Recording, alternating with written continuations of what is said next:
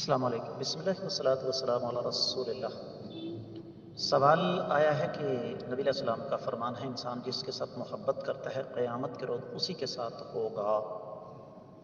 تو وہ لوگ جو شرکیہ عقیدے کے مالک ہیں ان کا دعویٰ ہے کہ وہ نبی علیہ الصلوۃ والسلام سے محبت کرتے ہیں،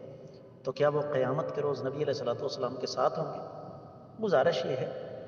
کہ جب کوئی مسئلہ حل کیا جاتا ہے نا تو اس کے تمام دلائل پر نگاہ رکھی جاتی ہے۔ اب یہ حدیث تو آپ نے پیش کر دی، لیکن وہ آیت مبارکہ آپ نے نظر انداز کر دی کہ قل ان کنتم تحبون اللہ فاتبعونی یحببکم اللہ ویغفر لکم ذنوبکم واللہ غفور رحیم، کہ اے نبی صلی اللہ علیہ وسلم آپ فرما دیں کہ اگر تمہارا یہ دعویٰ ہے کہ تم اللہ تعالیٰ سے محبت کرتے ہو تو نبی کریم صلی اللہ علیہ وسلم کی اتباع اور پیروی کرو، اللہ تعالیٰ تم سے محبت بھی کریں گے اور تمہارے گناہوں کو معاف بھی فرما دیں گے، اور اللہ تعالیٰ بخشنے والے رحم کھانے والے ہیں۔ اب محبت کا سب سے اعلیٰ درجہ یہ ہے کہ انسان سے اس کا پیدا کرنے والا رب جو ہے وہ محبت کرے، تو اللہ تعالیٰ تو اسی سے محبت کریں گے نا جو نبی کریم صلی اللہ علیہ وسلم کی اتباع اور پیروی کرتا ہے۔ جس نے شرک کیا، جس نے بدعات ایجاد کی، اب نبی علیہ السلام کی وہ حدیث آپ کے ذہن میں ہونی چاہیے۔ نبی علیہ السلام نے ارشاد فرمایا کہ قیامت والے دن میں اپنے امتیوں کو اپنے آب کوثر سے پانی پلاؤں گا، اور جو ایک مرتبہ میرے آب کوثر سے پانی پی لے گا اس کو دوبارہ کبھی پیاس نہیں لگے گی۔ ایک جماعت آئے گی، ایک ٹولہ آئے گا، ایک گروہ آئے گا، ان کے ہاتھ پاؤں ماتھے چمک رہے ہوں گے، پتہ چل رہا ہوگا یہ میرے امتی ہیں، لیکن فرشتے میرے اور ان کے درمیان رکاوٹ کھڑی کر دیں گے۔ تو میں اللہ تعالیٰ سے یہ گزارش کروں گا کہ الہ العالمین ان کا جرم و قصور کیا ہے، ان کو روکا کیوں گیا ہے؟ تو اللہ تعالیٰ فرمائیں گے آپ کو علم نہیں، انک لا تدری ما احدث بعدک،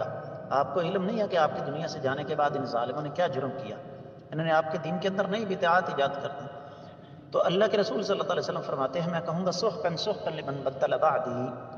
دفع ہو جاؤ دفع ہو جاؤ جس نے میرے دین کو تبدیل کر کے رکھ دیا۔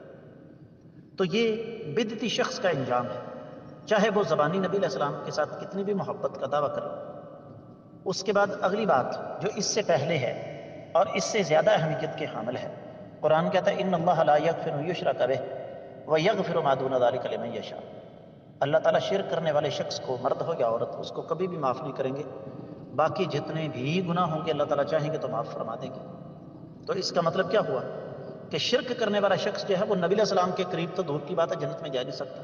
صحیح بخاری مسلم کی روایت نبی علیہ السلام نے فرمایا من مات یشرک باللہ دخل النار،